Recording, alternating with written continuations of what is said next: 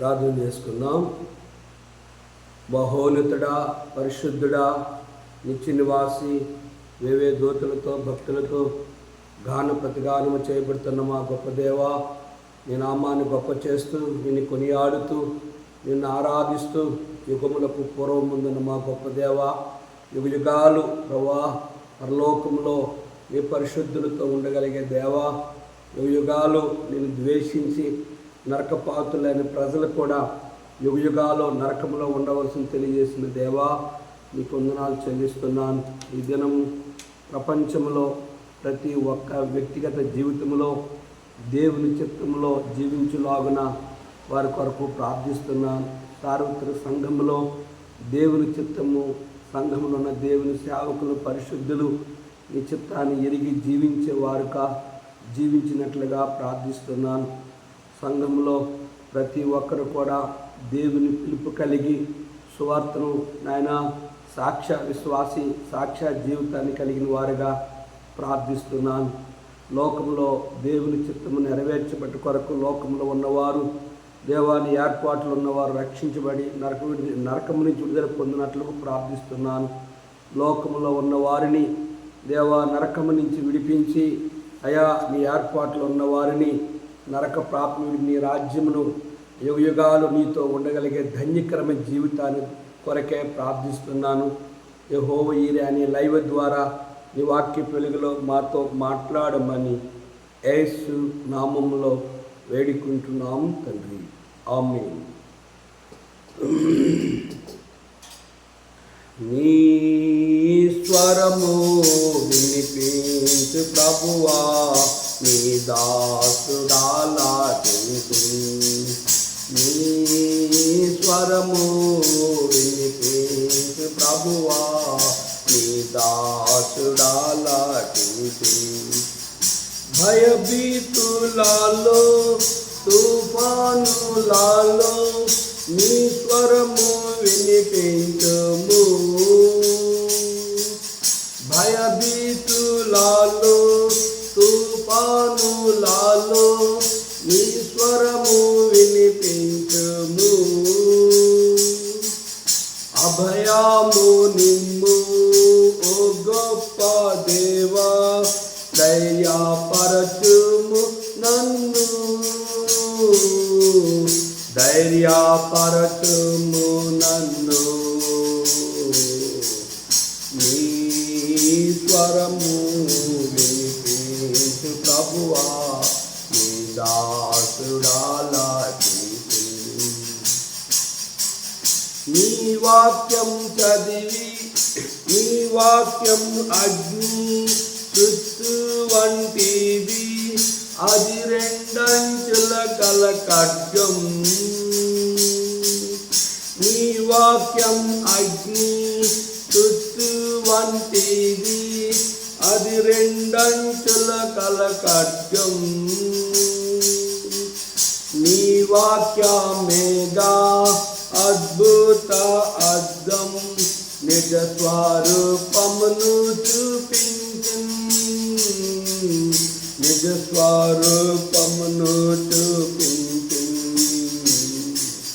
నీ స్వరము వినిపించు ప్రభువా, నీ దాసుడాలాటించు. నీ స్వరము వినిపించు ప్రభువా, నీ దాసుడాలాటించు.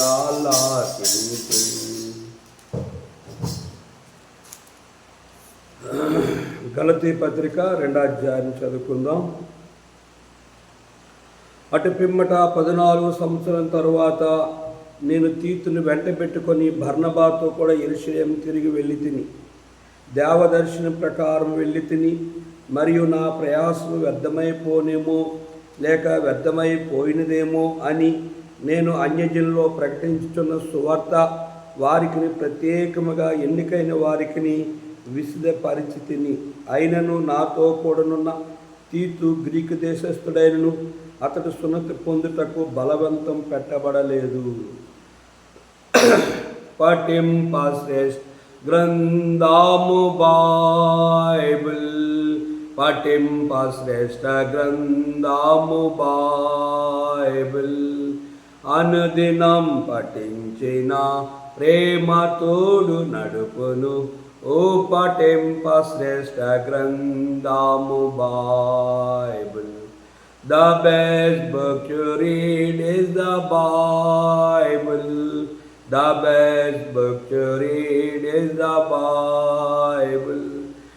If you read every day, if you help all the way, oh, the best book you read is the Bible.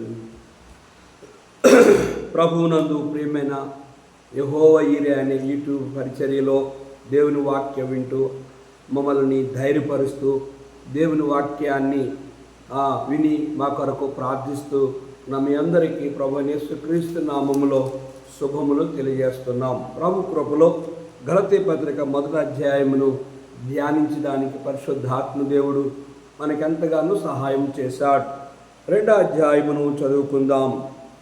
అటు పిమ్మట 14వ సంవత్సరం తరువాత నేను తీతుని వెంటబెట్టుకొని బర్నబాతో కూడా యెరూషలేమునకు తిరిగి వెళ్ళి తిని, దేవదర్శనం ప్రకారముగా వెళ్ళి తిని, మరియు నా ప్రయాసము వ్యర్థమవునేమో లేక వ్యర్థమైపోయినదేమో అని నేను అన్యజనుల్లో ప్రకటించున్న సువార్తను వారికి ప్రత్యేకముగా ఎన్నికైన వారికి విశదపరిచితిని.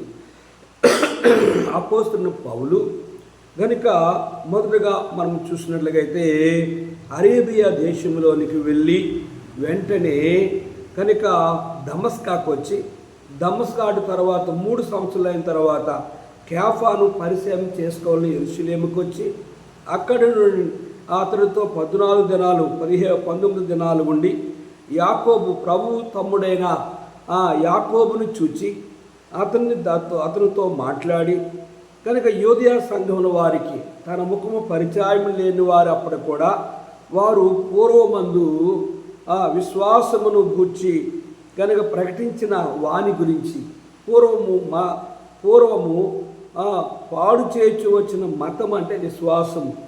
కనుక విశ్వాసమును పాడు చేసే వ్యక్తి ఇప్పుడు తనను మహిమపరుస్తూ ఉన్నాడు. సృష్టికర్తను దేవుణ్ణి ఒకప్పుడు అవమానపరిచాడు, ఇప్పుడు తిరిగి తన దేవుణ్ణి మహిమపరుస్తూ ఉన్నారు. వారు విని నన్ను బట్టి దేవుని మహిమపరిచరి అని పౌలుగా మారిన తర్వాత ఈ విషయాన్ని చెప్పగలుగుతూ ఉన్నాడు. ఆ పౌలే అటు పిమ్మట 14 సంవత్సరం తర్వాత తీతుని వెంటబెట్టుకొని బర్నబాతో కూడా యెరూషలేముకు తిరిగి వెళ్ళాడు. 14 సంవత్సరాల తర్వాత అంటే మరి ఇన్ని సంవత్సరాలు ఎక్కడ ఉన్నట్టుగా పౌలు అంటే ఆసియా అంతంతటా కనుక పగలనక రాత్రనక అతడు ఎంతో కష్టపడి దేవుని సేవ చేసి కనుక అనేకమైన గ్రామాలకు వెళ్ళి ఆ గ్రామంలో కొన్ని సంవత్సరాలు ఉండి అక్కడ సంఘమును సిద్ధపరిచి సంఘ పెద్దలు సిద్ధపరిచి వారికి వాక్యాన్ని నేర్పించి ఎలాగ సంఘమును కట్టాలో వారికి తెలియజేసి అక్కడి నుంచి మరో గ్రామానికి వెళ్ళి ఆ రీతిగా సువార్త చేసి గొప్ప కొన్ని వేల సంఘాలు ఆసియా అంతంతటా ఆయన సంఘ నిర్మాణం చేసింది కాక తన సేవకులైన వారిని ఆత్మీయంగా బలపడిన వారిని సంఘ పెద్దలుగా ఉన్నవారిని దేవుని సేవకు వచ్చిన వారికి దేవుని వాక్యాన్ని బహు విశదీకరముగా బోధించి వారిని ప్రభువు రాజ్యం కొరకే మీరు కూడా నావలే సువార్త ప్రకటించాలని చెప్పి వారిని బలపరిచి ధైర్యపరిచింది కాక తనతో పాటుగా 14 సంవత్సరాల తర్వాత తీతును బర్నబాను పట్టుకొని యెరూషలేముకు వెళ్తూ వచ్చాడు. ఎట్లా వెళ్ళాడు అంటే తన ఇష్టానుసారంగా ఎక్కడికి ఆయన సేవకు వెళ్ళలేదు. నిర్దినాన్ని చాలామంది సేవకులు విశ్వాసులు ఇల్లు కట్టాలన్నా, పెళ్లి చేయాలన్నా, సువార్తకి వెళ్ళాలన్నా, సభలు పెట్టాలన్నా, మీటింగులు పెట్టాలన్నా, ఏది చేయాలన్నా డబ్బు ఉంటే అన్నీ జరిగిపోతాయి. కనుక అది దేవుని యొక్క చిత్తమో కాదు. కనుక మనం 2వ వచనం గమనిస్తే దేవదర్శన ప్రకారముగా వెళ్ళి తిని, దేవుని చిత్త ప్రకారముగా, ఆయన దర్శనం ప్రకారముగా, ఆయన ఆలోచన ప్రకారముగా, ఆయన స్వరము ద్వారా, ఆయన ఆత్మ నడిపింపు ద్వారా, పరిశుద్ధాత్మ అభిషేకము ద్వారా ప్రేరేపించబడి నేను యెరూషలేముకు తీతును బర్నబాను 14 సంవత్సరాలు గడిచిన తర్వాత నేను యెరూషలేముకు వెళ్ళాను అని తెలియజేస్తూ ఉన్నాడు. కనుక ప్రియ సహోదరి సహోదరుడా, దీని అర్థం ఏంటి అని మనం గమనించినట్లయితే మనము పాట పాడుతూ వచ్చాం. నీ స్వరము వినిపించు ప్రభువా, నీ దాసుడు ఆలకించుచున్నాడు. చాలామంది జీవితాల్లో లోక సంబంధమైన స్వరాలు వింటారు, లోక సంబంధంగా మాట్లాడతారు, లోక సంబంధంగా వారు జీవిస్తూ ఉంటారు. కానీ అపోస్తలుడైన పౌలు దైవ చిత్తాన్ని ఎరిగి అతడు ఎక్కడికి వెళ్ళాలన్నా, సేవ చేయాలన్నా, సువార్త చెప్పాలన్నా, ఏ మనిషిని కలాలన్నా, ఏ ప్రాంతానికి వెళ్ళాలన్నా దాని భక్సింగారు వాళ్ళే కనుక పౌలు గారిని చూసి భక్సింగారు లేఖనాన్ని ఎరిగి ఆర్థికంగా వెళ్ళినట్లుగా భక్సింగారు కూడా దేవుని చిత్తము లేనిది అతడు ఎక్కడికి తన సొంత నిర్ణయంతో వెళ్ళి సేవ చేసినట్లుగా ఎక్కువగా కనిపించదు.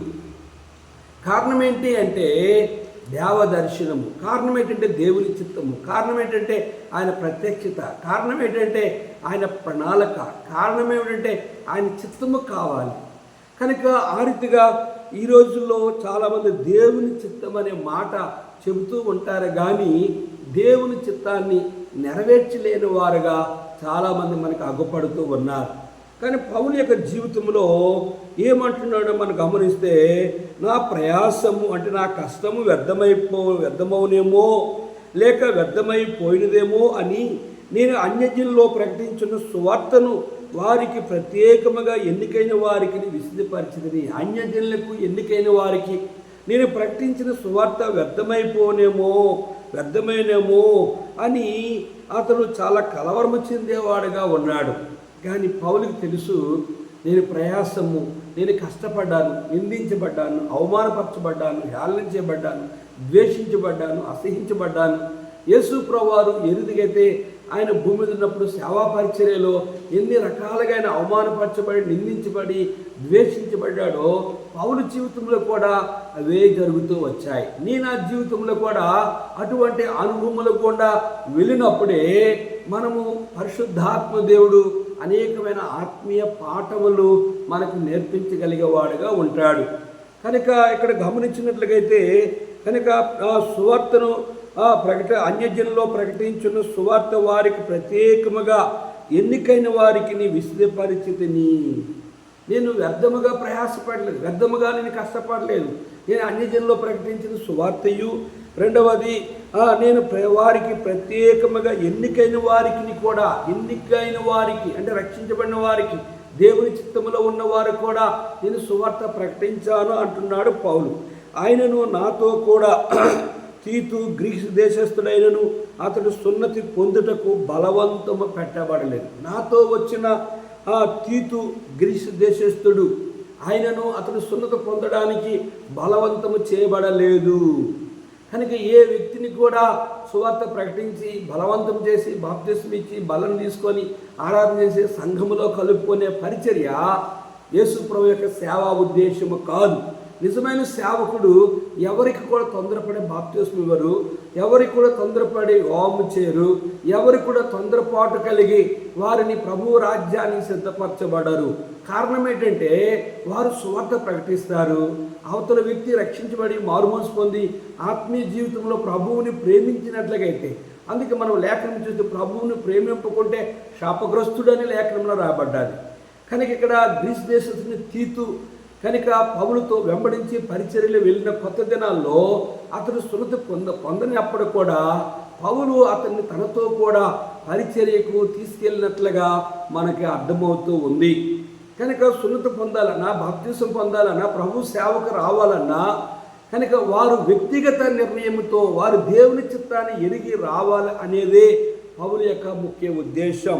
మనం ఇక్కడ 4వ వచనం గమనిస్తే, మనలను దాసులుగా చేసుకున్న వాళ్ళని క్రీస్తు యేసు వలన మనకు కలిగిన మన స్వాతంత్రమును వేగుచూచుటకు రహస్యముగా తేబడి దొంగతనముగా ప్రవేశించిన కపట సహోదరుల వలన జరిగినది.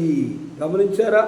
కనుక మనము ఎవరికైనా దాసులుగా ఉండాలంటే యేసు వలన క్రీస్తు యేసు వలన మనకు కలిగిన మన స్వాతంత్రము వేగుచూచుటకు మనము ఎవరినైనా విశ్వాసం చేయాలన్నా, చేయాలన్నా, ఎవరికైనా బాప్తిస్మం ఇవ్వాలన్నా, సొంత పొందాలన్నా మనము ఎవరిని కూడా బలవంతం చేయకూడదు, మనము ఎవరిని కూడా దాసులుగా చేయకూడదు. మనము ఎవరిని కూడా స్వతంత్రముగా వేగు చూచేవారుగా, స్వాతంత్రము కలిగి వారికి స్వతంత్రముగా వారికి అవకాశం ఇవ్వాలి తప్ప మనము ఎవరిని కూడా బలవంతం చేసి ఏ కార్యము చేయడానికి మనము దౌర్జన్యముగా లేదా బలవంతముగా లేదా తొందరపాటు నిర్ణయాలు కలిగిన వారంగా మనము చేయకూడదు అనేదే పౌలు యొక్క ముఖ్య ఉద్దేశం. చెబుతూ కొంతమంది ఎలాగున్నారని చెప్పి చూడండి, రహస్యముగా తేబడి దొంగతనముగా ప్రవేశించిన కపట సహోదరుల వలన జరిగినది. అయితే నా ద్వారా ఇటువంటి సున్నతి పొందడం కానీ బాప్తిసం పొందడం కానీ రహస్యంగా తేబడ్డము కానీ నేను అటువంటి కార్యములు చేయలేదు. కానీ కొంతమంది రహస్యముగా తేబడి దొంగతనముగా ప్రవేశించిన కపట సహోదరుల వలన జరిగినది. కనుక ప్రియ సహోదరి సహోదరుడా, కనుక కపట సహోదరుల వలన రహస్యంగా తేబడి దొంగతనముగా కనుక మరి ప్రవేశించిన కపట సహోదరుల వలన జరిగినది. చాలామంది సేవకులు విశ్వాసులు కనుక అడ్డుదారిలో కపట సహోదరులుగా కనుక వారిని మోసం చేసి ఇది ఇస్తాం అది ఇస్తాం లేదా ఏదో చేస్తామని చెప్పి ఏదో రకముగా వాళ్ళని కళ్ళకపటం మాటలు చెప్పి వారి ఎట్లా మోసం చేసేవారు ప్రపంచంలో కోకొలలుగా ఉన్నారు. కనుక ఇక్కడ రాయబడిన లేఖన భాగంలో చూస్తే చూడండి, 5వ వచనం, సువార్త సత్యము మీ మధ్య నిలిచినట్లు మేము వారికి ఒక గడి అయిన లోబట్టుకు ఒప్పుకొనలేదు. ఎవరైతే రహస్యంగా తేబడ్డారో దొంగతనంగా ప్రవేశించారో ఆ కపట సహోదరులకి మేము సువార్త సత్యము మీ మధ్య నిలిచినట్లు మేము వారికి ఒక్క గడి అయినను లోబట్టుకు ఒప్పుకొనలేదు. నిజమైన సేవకుడు ఎవరో, దొంగ సేవకుడు ఎవరో, నిజమైన విశ్వాస ఎవరో, దొంగ విశ్వాస ఎవరో, రహస్యముగా తేబడిన వారు ఎవరో, రహస్యముగా చొరబడిన వారు ఎవరు, కపట సహోదరుల వలన ఆపదలు, స్వజనుల వలన ఆపదలు, నా రక్త సంబంధుల వలన ఆపదలు, సముద్రములో ఆపదలు అని పౌలు ఆ లేఖనములో చెప్తూ ఉంటాడు. కనుక దేవుని సేవకులని చెప్పుకొని, విశ్వాసులని చెప్పుకొని, క్రైస్తవులని చెప్పుకొని, అపోస్తులని చెప్పుకొని వారిలో కూడా ఆ రోజులే కాదు ఈ రోజుల్లో కూడా చాలామంది సత్యముని ఎదిరించి లేఖనములో మనం గమనిస్తే చూడండి, అపోస్తుల కార్యంలో పౌలు ఒక వ్యక్తిని నీవు కొంతకాలం గుడ్డివాడుగా చూడక ఉంటావు అన్నట్లుగా తాను శపించినట్లుగా మనము లేఖనంలో మనం గమనిద్దాం. చూడండి, అపోస్తుల కార్యంలో ఒక విషయాన్ని చదువుదాం. అపోస్తుల కార్యం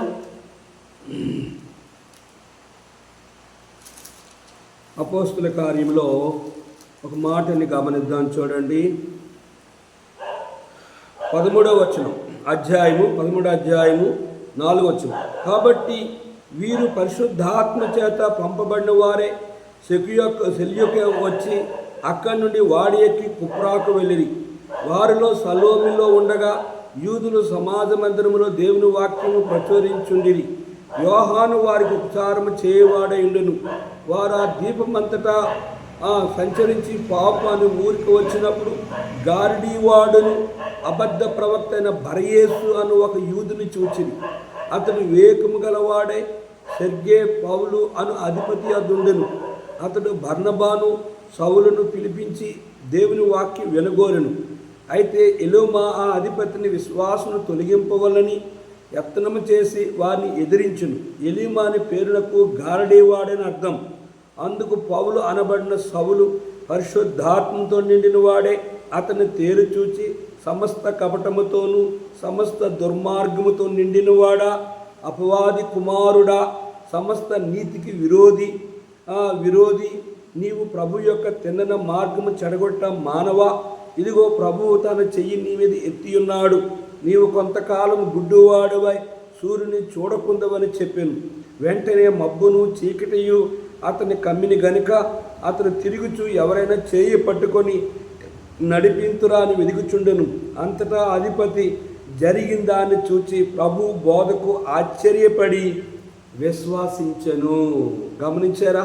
ఈ ఎలిమనే గారడీవాడు అధిపతిని విశ్వాసను తొలగింపవలని ప్రయత్నం చేసినప్పుడు పౌలు అన్నాడు, సమస్తమైన దుర్మార్గముతో నిండినవాడా, సమస్తమైన కపటము నిండినవాడా, అపవాది కుమారుడా, నీతికి విరోధి, నీవు ప్రభు యొక్క తిన్నన మార్గము చెడగొట్టడం మానవా అని చెప్పి కొంతకాలము గారడీవాడా నువ్వు గుడ్డివాడవైపోతావు, నువ్వు సూర్యుడిని చూడవంటే వెంటనే అతడు గుడ్డివాడైపోయాడు. ఆ రోజులు కాదు, నేటి దినాలు కూడా కపట సోదరులు, కపట సహోదరులు, కపట సేవకులు, కపట విశ్వాసులు, కనుక కపటముతోనే సేవ చేసేవారు, కపటముతోనే విశ్వాస జీవితాన్ని కలిగిన వారు చాలామంది ఉన్నారు.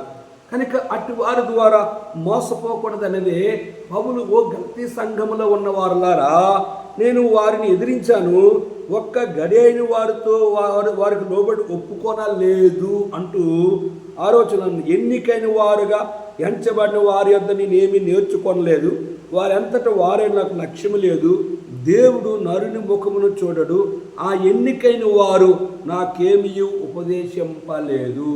నా జీవితంలో కూడా చాలామంది సేవకులు మోసం చేస్తూ వచ్చారు, విశ్వాసులు కూడా మోసం చేస్తూ వచ్చారు. కనుక వారి జీవితాల్లో ఒక దినాన్ని దేవుని యొక్క కోపము, దేవుని యొక్క శిక్ష అనేది వాళ్ళు అనుభవిస్తారు. కారణం ఏంటి అంటే ఇక్కడ పౌలు ఆ గాడి వాడిని గద్దిస్తూ వచ్చాడు. అయితే దేవుని వాక్యం చెప్తుంది, కనుక పరునికి తీర్పు తీర్చని ఎవడివి, మనము తీర్పు తీర్చకూడదు, కానీ దేవుని శిక్ష ఎందుకు అనిపిస్తుంది చెప్తున్నానంటే, కపట సహోదరులుగా, కపట విశ్వాసులుగా స్థానిక సంఘములో ఉండి మోసం చేసి వేషధారణ జీవితాన్ని బయలు చెప్తుంది. వేషికి పరలోకం ఉందట మారు మనసు పొందితే, కానీ వేషధారిగా ఉన్న సేవకుడిగా కానీ వేషధారిగా ఉన్న విశ్వాసి కానీ పరలోక రాజ్యం లేదు. కారణం ఏంటి అంటే వారి అందుకే పౌలు అంటాడు, ఎన్నికైన వారుగా ఎంచబడిన వారి యొద్ద నేనేమీ నేర్చుకోలేదు, వారెంతటా వారే నాకు లక్ష్యము లేదు, దేవుడు నరుని ముఖము చూడడు, ఆ ఎన్నికైన వారు నాకేమీ ఉపదేశింపలేదు. నన్ను కూడా దేవుడు 1991 సంవత్సరం అక్టోబర్ 10 దేవుడు నన్ను సేవక స్వరం ద్వారా దేవుడు పిలిచాడు. కనుక దేవుడే పిలిచిన నాటి నుంచి ఈరోజు వరకు కూడా దేవుడే నాకు వెనుక ముందు ఆవరించేవాడుగా ఉన్నాడు. నేను ఎంతోమంది సేవకులతో కలిసి ఉన్నప్పుడు కూడా వారికి ఎక్కువగా నష్టపోయిన తప్ప వారి ద్వారా నేను ఆశీర్వదింపబడలేదు. వారి ద్వారా నేను చాలా పలుమారులు నేను బాధపడితే వచ్చాను తప్ప వారి ద్వారా, వారి ప్రవర్తన ద్వారా, వారి సేవా జీవితం ద్వారా, వారి కుటుంబం ద్వారా, వారి భార్యాభర్తల పిల్లల ద్వారా నేను ఏమీ నేర్చుకోలేదు. వారితో ఎక్కువగా చెడునే విన్నాను తప్ప మంచిని వినలేదు. కారణం ఏంటంటే దేవుని కొరకు చూడండి, బైబిల్లో మనం గమనించినట్లయితే యాకోబు అన్నదమ్ములు చెడు సమాచారాన్ని తీసుకెళ్ళి తన తండ్రికి యాకోబు చెప్తూ వచ్చాడు. కానీ యాకోబు వారు పగబట్టిరి మరింత పగబట్టారట. నిజమైన సేవకుడు జీవితం ఎట్లా ఉంటుందంటే యోసేపుని దేవుడు ఆశ్రయించినట్లుగా, యోసేపుతో ప్రభువు ఉన్నట్లుగా. కనుక యాకోబు యొక్క 70 మంది సంతతి వారు కల్లారా చూస్తూ వచ్చారు. కనుక నేను ఆ జీవితంలో ఆ ఎన్నికైన వారి యొద్ద పౌలంటే నేను ఏమి నేర్చుకోలేదు, వారు ఎంతటి వారు నేను వారు లక్ష్యం చేయలేదు, నేను నరుని ముఖము చూడను, నా ఎన్నికైన వారు ద్వారా నేనేమీ ఉపదేశింపుకోలేదు, నాకేమీ వాళ్ళు ఉపదేశం చేయలేదు. చాలామంది జీవితాల్లో దేవుని సేవకు పంపించేవారుగా ఉండి సంఘాలు ముక్క చెక్కలు చేసేవారు ఉన్నారు. పంపించిన వారిని బాధ పెట్టేవారుగా ఆ రోజులు కాదు ఈ రోజులు కూడా ఉన్నారు. అటువంటి దౌర్భాగ్య స్థితి సంపాదన కొరకు కుల రాజకీయాలు, మత రాజకీయాలు, సంఘ రాజకీయాలు, విశ్వాసం రాజకీయాలు ఎవరైతే అన్యాయంగా జీవిస్తారో వారికే సపోర్ట్ చేసేవారుగా ఉంటారు. కానీ ఇక్కడ మనం గమనించినట్లయితే నేను కూడా ఒకసారి ఒక సమావేశంలో ఉన్నాను. కనుక ఎంతైనా వాళ్ళు అనుకున్నదే సాధించుకోవాలని అన్యాయపు తీర్పు తీర్చుతూ వచ్చారు. అక్కడ ఏం కనబడదు నాకంటే సొలొమోను తీర్పు కనబడలే. నేను వాళ్ళ అన్ని మాటకు ఒప్పుకోలే. అడవరికి వాళ్ళు ఒక సేవకుడు లేచి ఇతడు ఎవరికి భయపడలే అండి వెళ్ళిపోదామని చెప్పి లేచి వెళ్ళిపోయారు. కారణం ఏంటంటే మన మనుషునికి భయపడేవారుగా వాళ్ళు ఎన్నికైన వారు, గొప్పవారు, అపోస్తులు లేదా పెద్దవారు ఎవరైనప్పుడు కూడా వారు దేవుని వాక్యానికి విరోధంగా బ్రతికిన వారు. ఇన్ని చూడండి, మన అపోస్తుల కార్యంలో పౌలు ఇక స్తెఫను ఈ రీతిగా వారి విషయంలో ఏ రీతిగా వారిని గద్దించాడో మనం చదువుదాం. చూడండి, వారు అతను చంపినప్పుడు కూడా ఆ స్తెఫను పలికే మాటను మనం గమనిద్దాం. 57:54 వారి మాటలు విని కోపముతో మండిపడి అతను చూచి పండ్లు కొరికిరి. అయితే అతడు పరిశుద్ధాత్మతో నిండుకున్నవాడే ఆకాశం వైపు తేరు చూచి దేవుని మహిమను యేసు దేవుని కుడిపార్శ్వమందు నిలిచిండుట చూచిను. ఆకాశము తెరుబట్టి మనుష్య కుమారుడు దేవుని కుడిపార్శ్వమందు నిలిచిండుట చూచున్నానని చెప్పింది. అప్పుడు వారు పెద్ద కేక వేసి చెవులు మూసుకొని ఏకముగా అతని మీద పడి పట్టణపు వెలుపలికి అతను వెళ్ళగొట్టేది, రాళ్ళు రువి చంపెరి. సాక్షులు సౌలు ఎవని పాదముల యొద్ద తమ వస్త్రములు పెట్టేది. సాక్షులు సౌలు ఎవని పాదముల యొద్ద తమ వస్త్రములు పెట్టేది. ప్రభువుని గూర్చి మొరపెడుతూ, యేసు ప్రభువా, నా ఆత్మను చేర్చుకోమని స్తెఫను పలుకుచుండగా వారు అతని రాళ్ళతో కొట్టిరి. అతడు మోకాలని, ప్రభువా, వారి మీద ఈ పాపం మోపమని గొప్ప శబ్దంతో పలికెను. ఈ మాట పలికి నిద్రించును. అయితే అతని సావునకు సమ్మతించును. ఇంకో మాట ఇక్కడ చదువుదాం చూడండి. ఏమిని గద్దించిన వాళ్ళని 50 వచ్చిన, ముష్కరలారా, హృదయములను చెవులను దేవుని వాక్యము లోపరచని నల్లని వారులారా, మీ పితరుల వల్లే మీరును ఎల్లప్పుడూ పరిశుద్ధాత్మను ఎదిరించున్నారు. మీ పితరులు ప్రవక్తల్లో ఎవరిని హింసింపకయుండిరి. ఆ నీతిమంతుల రాకని గురించి ముందు తెలిపిన వారిని చంపిరి. ఆయనను మీరు ఇప్పుడు అప్పగించి హత్య చేసిన వారైతిరి. దేవదూత ద్వారా నియమింపబడిన ధర్మశాస్త్రం మీరు పొందుతురు కానీ దానిని గైకొనలేదని చెప్పాను. గమనించారా? అతని ముఖము వారు చూచినప్పుడు దేవదూత ముఖము వల్లే వారికి అగపడుతూ వచ్చింది. ప్రియా సహోదరి సహోదరుడా, సొలొమోను తీర్పు నీ దగ్గర లేకపోతే నీలో దురాత్మ ఉన్నట్లుగా. నువ్వు న్యాయంగా తీర్పు తీర్చకపోతే నీలో దయ్యమాత్మకుడు, పెద్దవాడైనా గొప్పవాడవైనా కనుక నీ కులమైన, నీ బంధువులైనా, నీ స్నేహితులైనా, నీ జోబీలో ఎవరైనా డబ్బులు పెట్టి వారి పక్షంగా నువ్వు తీర్పు తీర్చావంటే ఒకరోజు దానికి తగిన శిక్షణ నువ్వు అనుభవిస్తావు.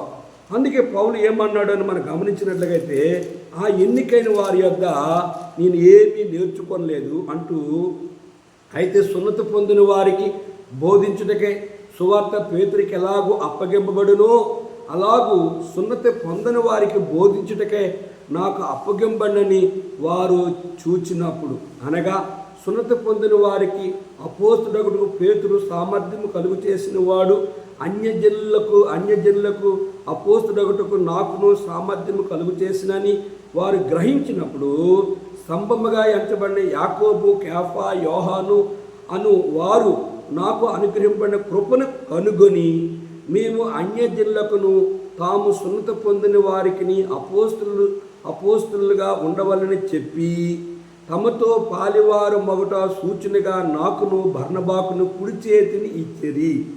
మేము బీదలను జ్ఞాపకం చేసుకున్న మాత్రమే వారు కోరిరి. అలాగు చేయుటకు నేనును ఆసక్తి కలిగి ఉంటిని. గమనించారా? పేతురు ఇక్కడ సువార్త అయితే సున్నతి పొందని వారికి బోధించుటకై పేతురికి ఎలాగో సువార్త ఎలాగ అప్పగింపబడ్డదో సువార్త పొందని వారికి బోధించుటకే నాకు అప్పగింపబడని పౌలు స్పష్టంగా చెప్తూ వచ్చాడు.